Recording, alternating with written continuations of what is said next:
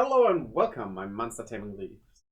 We have a video by Gym Leader Ed that shows us the stuff about monster taming games coming out the following year of 2025 this year. So I'm looking forward to that because maybe I'll find something good for me. All right, what's going So on, let's guys? have a And welcome watch. to the first video of 2025. In Hi, today's that's video, we're Koromon. going to be discussing every major monster taming update. Oh yeah, and Koromon gets a release sequel, for this right? year, at least in terms of what's confirmed as of the time of putting this video together. This year is a little bit different from the previous few that I've done videos like this for because the vast majority of games, more so than any time before, don't have specific release dates and are just set for 2025 or were set for previous years and just haven't come out yet. As of such, we will be briefly going through every game on this list that is This. Wait, it has Kamen Rider. What? I don't know how to feel about this. This is a bit. This isn't inspired anymore. This is literally Kamen Rider, Kuga, and not completely. It could be Agito for the blue one, but is supposed to be coming out this year. Then we'll go into some games that were supposed to release in previous years but have yet to confirm this is an interesting look. a 2025 launch window. Then we'll go into some games that are in development that might be coming out this year and more. We got a lot of games to get through, so we're going to be moving pretty fast. Everything you need will be linked below. Just make sure to I still need to play Cassette for more Beast. monster taming content, and let's dive in. Of course, I need to get it.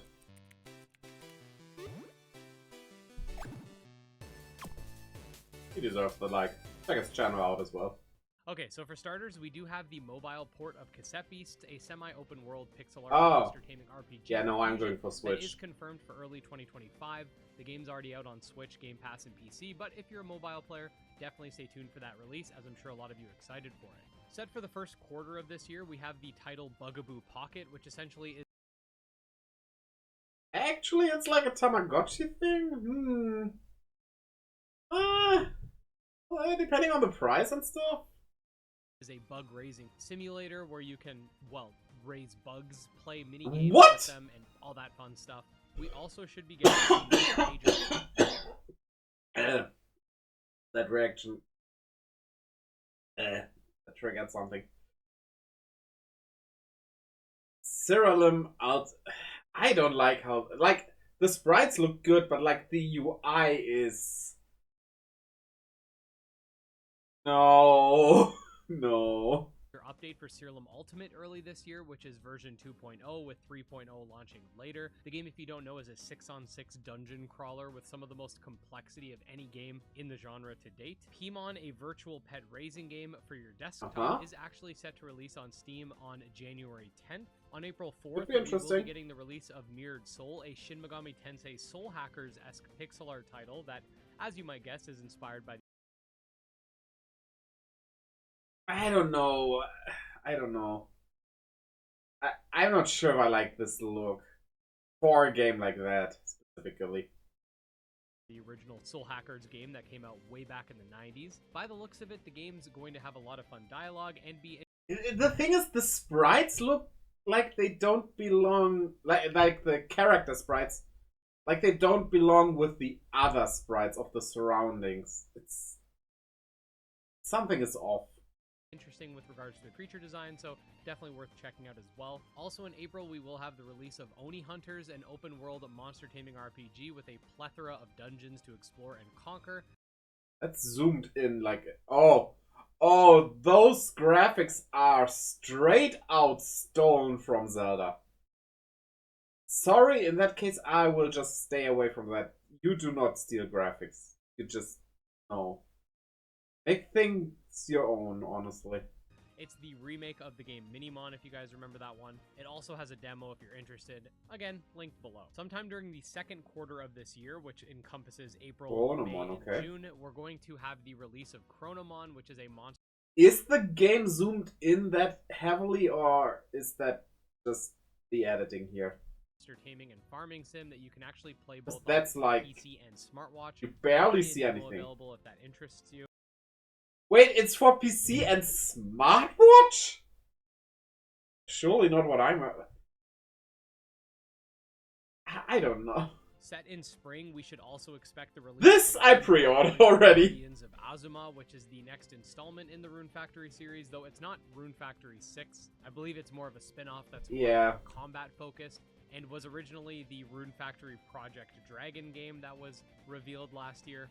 So, should be pretty interesting. In July, we can expect to see the release of Adventures, which is a cross between Zelda and Pokemon in many ways, in that the game has real-time action combat and turn-based combat, and revolves around monsters that transform into weapons. It's got a really nice retro art style, too. All the way towards Halloween. Yeah, I did like the art style. This one...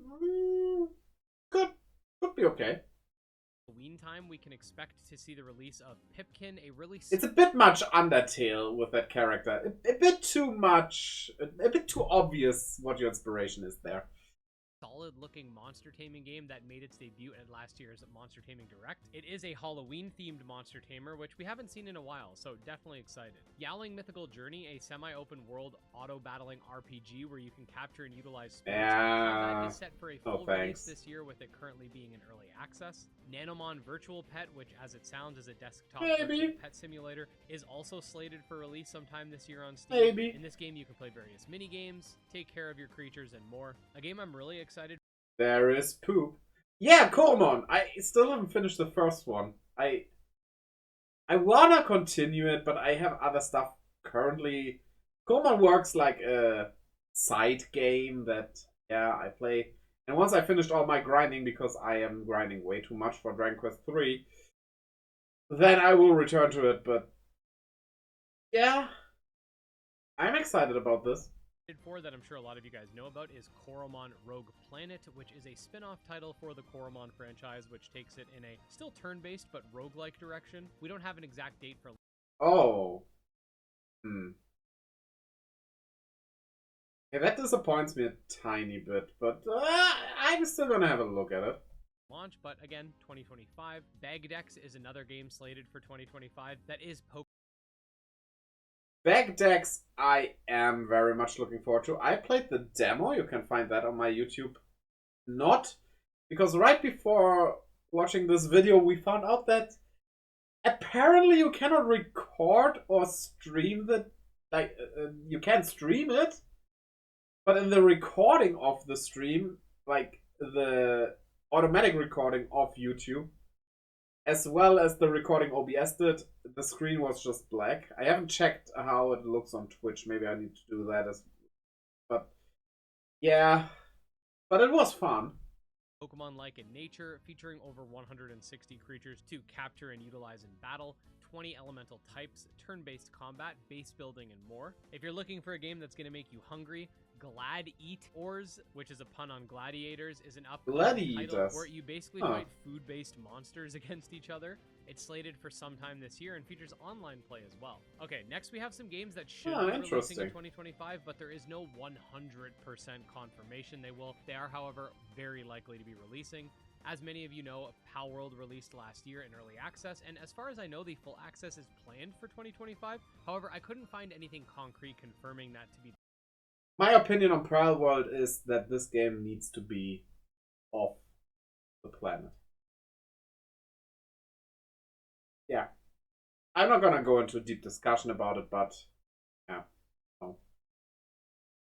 The case, but given the fact that they've been putting out constant updates, I'm assuming that full access will be coming out at some point this year. If not, we're definitely getting more updates and whatnot, so there is going to be Palworld content this year. Ova Magica, which is a monster taming and farming sim inspired by Stardew, is currently in early access, and I swear I read something somewhere that the full version's coming out in 2025, but again, no confirmation just yet. Also, other platforms will be coming when the full version comes, so that'll be exciting. And finally, before we head into titles that were delayed, Tomomon is currently in pre 1.0 on Steam, so I think it's pretty safe. Wait, you get your Tomomon, like Tomodachi monsters, I guess, which means friend monsters, and you get them via capsules like Pokemon was originally supposed to be. I like that because while I love Pokemon the way it is now, I always was intrigued. What would it have been if that capsule mechanic would be there? if they would have gone with that. Sure, this might not be the vision they had back then, but it's doing that thing, and that's very, very interesting. Safe to say that it's coming out this year in full access. This is a highly underrated monster taming RPG that comes with it a ton of features like fusion, expeditions, and more. So over the years, we've had a lot of delays, and next up we have some titles that were supposed to release last year or maybe even the year before that may come out this year or might not. I'm not even sure at this point with some of these games. But firstly, we have Kindred Fates, an open world action RPG that I'm sure many of you know about. It did Okay, and you control the monsters? Okay. have its beta slated for 2024, but that had been delayed. The full release was... I gotta say, I hate this beta release stuff. The beta stuff, like, make the game, then release it. Yeah, upgrade it after that. But the beta stuff, it feels like these games never get out of the beta status, and that sucks so much. And the game I am making will not do that. I promise you. Initially supposed to come out in 2023, then was delayed until 2024. Now it's just to be determined. That being said, there's no guarantee that either beta or full versions will be coming this year, but I think the beta at least has a chance. Much like Kindred Fates, Sky Climbers also had a beta that was supposed to drop, as well as the full version, both of which have been delayed. Just like the former, we don't have a set window for release for either of these, though I think 2025 should be realistic for beta. As many of you probably... That didn't show much, but, well...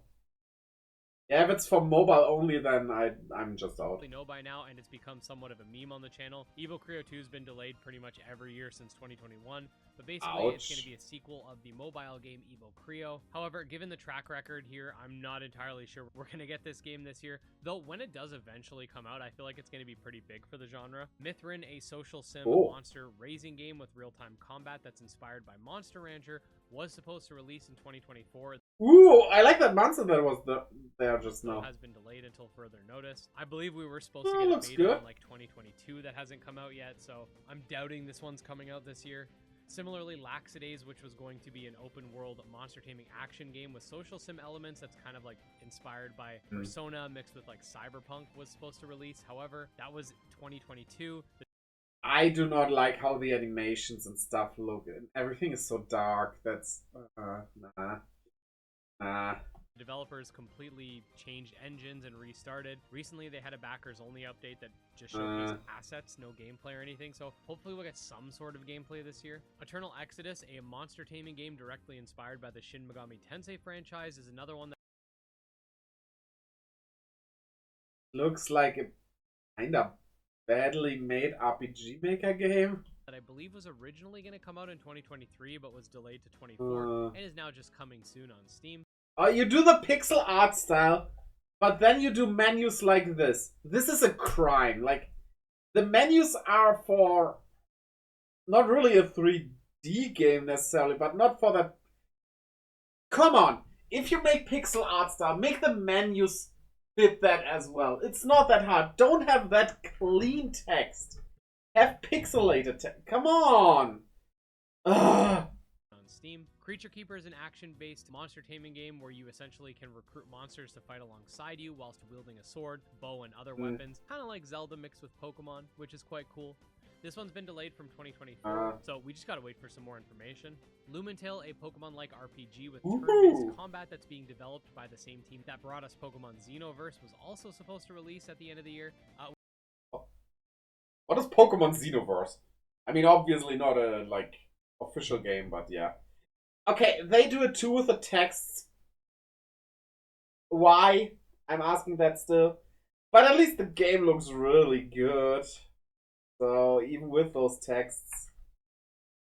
Yeah, like, if you see this text box, you expect there to be, like, an anime-style avatar, not, like, pixels like this.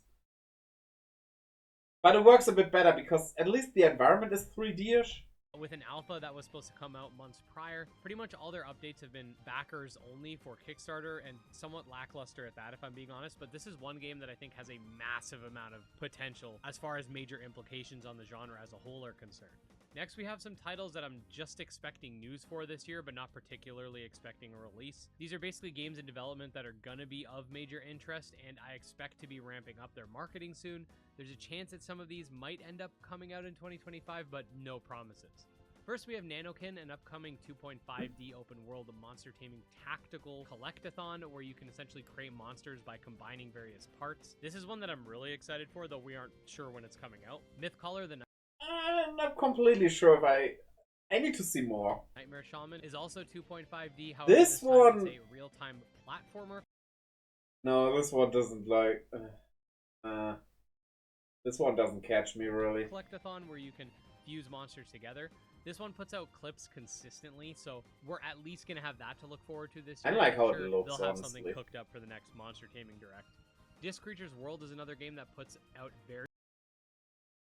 Oh? Oh? Oh, I like this. I like how this looks. consistent development updates. This is a 3-on-3 turn-based monster taming RPG that acts as a sequel to the original Disc Creatures that came out in 2019. Abomination Monster Rifts, which is the next game in the Abomination series, which is a turn-based roguelike, this time featuring the most crossovers with any other monster taming game ever. It'll be pretty exciting to see new trailers and developments for that. Another title that's in early access that is also a roguelike is Pixels Digital Creatures, which aesthetically is really nice. It's very much inspired by games like Slay the Spire. I'm expecting some sort of news with regards to this, maybe full access. We'll have to wait and see. There have been a lot of rumors that Rocco Kingdom might be coming out in the West this year. However, I wasn't able to find anything to support these claims. This is a monster taming RPG being published by Tencent and will feature turn-based battles as well as... These come out like on consoles or PC at least, not only mobile. This looks kinda decent. As an open world to explore, it's going to be available on mobile devices. Aethermancer, the spiritual successor to Monster Sanctuary, has been in development for a little while now. This is a 3-on-3 roguelike title. The game had an alpha last year, so maybe beta this year. The Monster Crown developers recently confirmed a sequel title that's in the works called Monster Crown Sin Eater, and while I don't think the game will be coming out this year, I wouldn't be surprised if they let out their first official trailer for the game, as they've been sharing a lot of clips and screenshots on their socials. The Temtem developers revealed a while back that they are working on a secret project that's not Temtem 2 or Temtem Swarm. I've theorized that it's a roguelike title where you explore the down below, but I've never played Temtem. I don't know. And an official confirmation this year. The creatures just don't appeal to me. Bound, which was recently announced. I'm expecting a lot more gameplay and stuff like that for this game. I think this is another one that could have major implications on the genre. I could definitely see the first ever reveal trailer, if you will, for it coming out this year. And finally, last but not least, we have Nexomon 3. It's been in the works for several years at this point. I do have Nexomon 1 and 2. I did not play them because I play them if I finish Koromon. Once I finish that, Nexomon is next. And much like Monster Crown, the developers have been showcasing a lot of new monsters and early gameplay clips on their Discord. I think we're going to get a lot more of that this year as well, and perhaps the first trailer. But yeah, guys, those are all of the major updates for 2025 with regards to monster taming. There was definitely a lot to get through here, even though a lot of these games don't have official release dates. I think we're going to be getting a lot more information for all of them pretty soon. Let me know down below if there's anything I missed and which games you guys are looking forward to the most. If you want to stay up to date on all of these games, definitely make sure to subscribe to the channel as I put out monster taming content as a chief focus. You can also check out my Discord, Twitter, Patreon, second channel, all that fun stuff linked below. And special thanks to our supporters, especially... Yeah, do all that. You know what you gotta do. So, that was a good video. Gotta stay informed about these things, so... Yeah, I have nothing to add. I said everything for everything we have seen, and that's basically all there is to it.